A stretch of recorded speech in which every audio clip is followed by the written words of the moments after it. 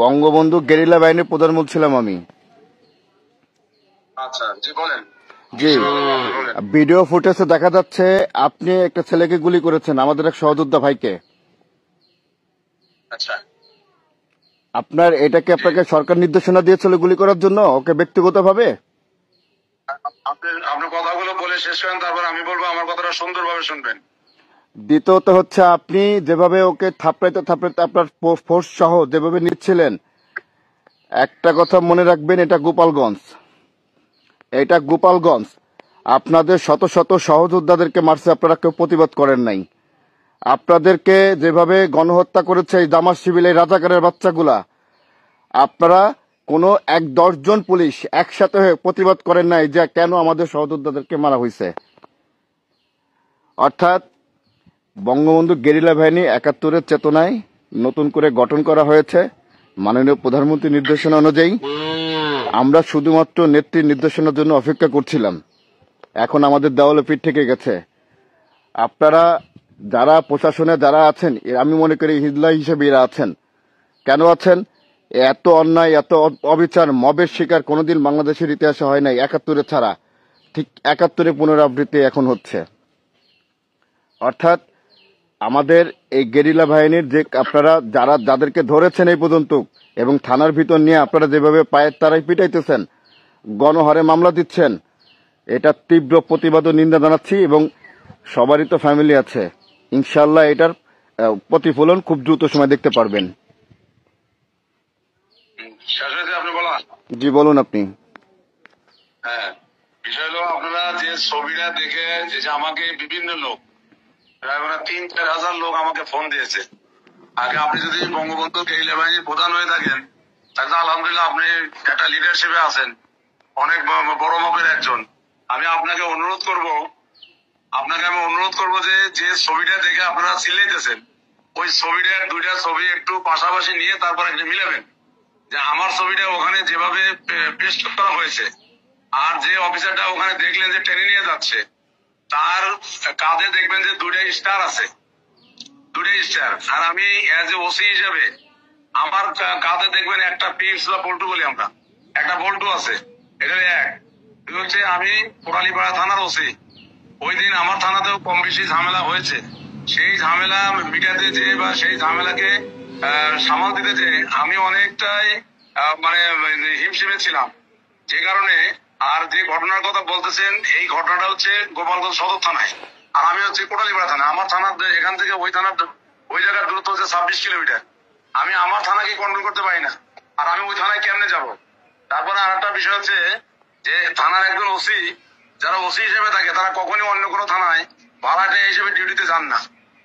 ওসির আন্ডারে যারা সাবঅর্ডিনেট থাকে, যারা জুনিয়র থাকে, তারা হয়তো অনেক সময় কোনো থানায় ফোর্স অফিসার শর্ট থাকলে, কোনো থানায় প্রোগ্রামে যদি থাকে, সেই থানা তখন যায়। কিন্তু একজন ওসি কখনো আর একটা থানা যায় ডিউটি করে না। এটা তো আপনাদের ভালোভাবে জানা উচিত। আপনি যে পরিচয়টা দিলেন তাতে আপনি একটা বড় মাপের লোক। আপনি এইসব বিষয়গুলো জেনে বুঝে শুনে তারপরে যদি আপনি বঙ্গবন্ধু গেরিলা বাহিনীর প্রধান হয়ে থাকেন, হ্যাঁ, তাহলে আপনি এই কোটালীপাড়া তো সব আওয়ামী লীগের লোক। আপনাদের যারা নেতৃবৃন্দ আছে তাদের কাছে ফোন দিয়ে শুনেন, জানেন না জেনে শুনে একটা লোককে হয়তো আপনারা যেভাবে কথা বলেন, এটা তো অভদ্র পরিচয়, এটা একটা বংশের পরিচয়। দেখেন, আমার ওখানে যারা সংগঠনের আছে তারাই কিন্তু আপনার নাম্বারটা দিয়েছে, তারাই কিন্তু আপনাদের দেখেন, আমি টুঙ্গিপাড়ার সন্তান। ওসি সাহেব শুনেন, জি দেখেন, আমি টুঙ্গি এখানে আপনাদের সাবেক মেয়র, আমি একটু কথা বলি, শোনেন একটু। ওই দিন মিছিলে আপনাদের সাবেক মেয়র ওহিদুল হাজরা, বাবুল হাজরা, মতিয়ার হাজরা, তারপর ছাত্রলীগের শামীম, ছাত্রলীগের লিটন, ছাত্রলীগের স্বপন সহ আরো তো প্রায় ২ থেকে ২.৫ হাজার লোক ছিল। জি, আপনারা এই লোকগুলোকে জিজ্ঞাসা করেন না কেন যে আসলে সে কোথায় ছিল? এবং ওরা তথ্য দেওয়ার পরে কিন্তু আমি ফোনটা দিয়েছি, আমি জিজ্ঞেস করে কিন্তু ফোনটা দিয়েছি, কিন্তু একদম হুবহু আপনার ছবি, আপনার সবকিছু, ওখানে একটা স্টার এলা ছবি,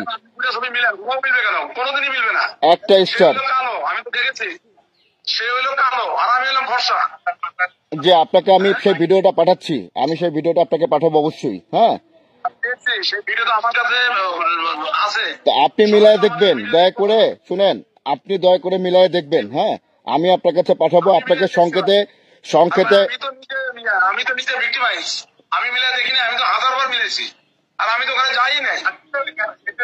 আমাদের 100 জনের মধ্যে 90 জনই বলেছে হ্যাঁ এটাই। কে বলছে? এবং আমি আপনাকে ওসি সাহেব দেখেন, আপনি একজন জনপ্রতিনিধি বাংলাদেশের একজন কর্মকর্তা, আপনাকে আমি একটা কথা বলবো, দেখেন এটা গোপালগঞ্জ, এখানে কোনো ধরনের বাড়াবাড়ি করে আজ পর্যন্ত কেউ টিকতে পারে না, ইনশাল্লাহ পারবে না, কারণ এটা বঙ্গবন্ধুর জন্ম এলাকা। এইখানে জামাত বিএনপি কোনোদিন এসে জায়গা পায়নি, ইনশাল্লাহ পাবেও না। অর্থাৎ আমাদের যেসব সহযোদ্ধা ভাইদেরকে আপনারা বাড়ি বাড়ি রাত্রে যে আক্রান্ত করছেন, হয়রানি করতেছেন, দয়া করে এই কাজের থেকে আপনারা বিরত থাকবেন। আমরা কিন্তু দল আজ হোক না হোক, কাল কিন্তু ক্ষমতা আমরা অবশ্যই আসবো, তখন কিন্তু আমরা ইন্দুরে গর্তের থেকে কিন্তু খুঁজে বের করে নিয়ে আসবো ইনশাল্লাহ। আমরা আমরা আমরা কিন্তু সেটা রাষ্ট্রীয় ব্যাপার। তবে আপনি যে বিষয়টা নিয়ে আমার সাথে কথা বলছেন, আমি আপনার কাছে অনুরোধ করবো, আপনি আবারও সুন্দর করে ওই ভিডিওটা ভালোভাবে স্ক্রল করে দেখেন। ওই অফিসারের কাঁধে 2টা স্টার আছে, আর আমি একজন ওসি হিসেবে আমার কাঁধে থাকে একটা টিপস। এটা আপনাকে বুঝতে হবে। আমি তো ভাবছিলাম যে আপনি বঙ্গবন্ধু গেরিলা বাহিনী প্রধান, তাহলে আপনি তো অনেক বড় ভাবের একজন। আপনি এই যে শুনেন ওসি সাহেব, আপনি ক্রিটিসাইজ করে কথা বলবেন না। ওসি সাহেব আপনি ক্রিটিসাইজ করে কথা বলবেন না। আমি বঙ্গবন্ধু গেরিলা বাহিনীর প্রধান কিনা প্রধান, আপনি যদি আমাদের সিনিয়র নেতৃবৃন্দের সাথে কোনো ধরনের কথা বলে থাকেন বা জেনে থাকেন, খোঁজ খবর নিয়ে দেখবেন। আপনি তো বললেন না, আপনি কেন বললেন তাহলে? বঙ্গবন্ধু গেরিলা প্রধান হয়ে যদি থাকেন তাহলে তো আপনি এইটাই সাইজ করেছেন আমাকে। আপনি জানেন আমি সারা বাংলাদেশে, শুনেন অতি সাহেব, সারা বাংলাদেশে গেরিলার কমিটি করা আছে। অতি সাহেব, সারা বাংলাদেশে গেরিলার কমিটি করা আছে। একটা কথা মনে রাখবেন, 71-এর চেতনা কিন্তু গেরিলা বাহিনী করা আছে। আমরা কিন্তু পুনরায় স্বাধীনতা ফিরিয়ে আনবো, এই রাজাকারকে মুক্ত করে ছাড়বো।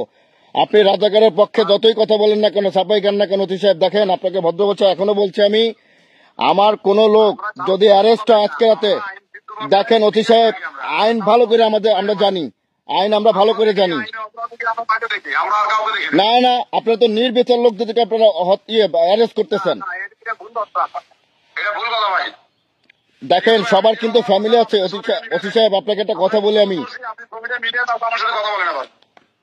সবার কিন্তু ফ্যামিলি আছে অতি সাহেব, সবার কিন্তু ফ্যামিলি আছে, এটা মাথায় রাখবেন।